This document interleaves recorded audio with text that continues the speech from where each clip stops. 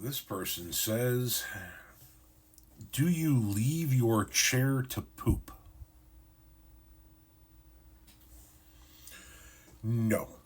No. I had a surgery a few years ago that made it so that I never have to generate any waste ever again. I absorb 100% of everything that I put inside me, so I never have to leave my chair to shit. It's wonderful during football games. Of course I leave my chair to shit.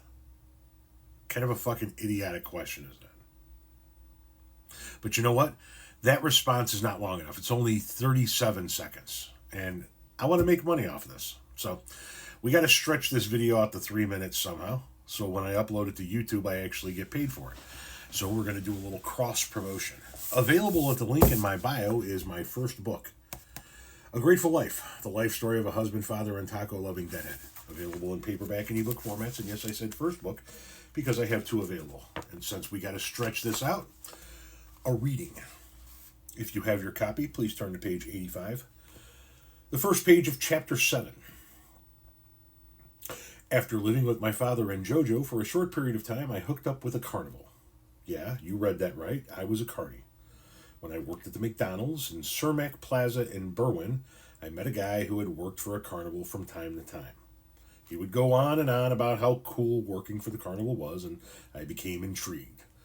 One day he called to tell me that the carnival that he had worked for years was coming back through town, and that they were paying $50 cash to any able-bodied person willing to help with the setup of the rides. Well, at that point in my life, $50 was a huge deal, so naturally I agreed to work on helping the setup crew. He and I went to the site, where I was introduced to the owner of the carnival. He was an older man with a slight humpback. He lived out of a fifth-wheel camper with his wife and two small dogs. I do not think he thought I was anything special, nothing more than another body to help move the heavy pieces of the rides in order to facilitate a faster setup. I did my day's work, and it was a tough day's work, and I got my pay. To me, that was where it started and ended. Just another day's work and a quick $50. Ooh, we got another 30 seconds. I press on. At the end of the week, I was asked if I wanted to help with the teardown of the carnival for another $50, and of course I accepted.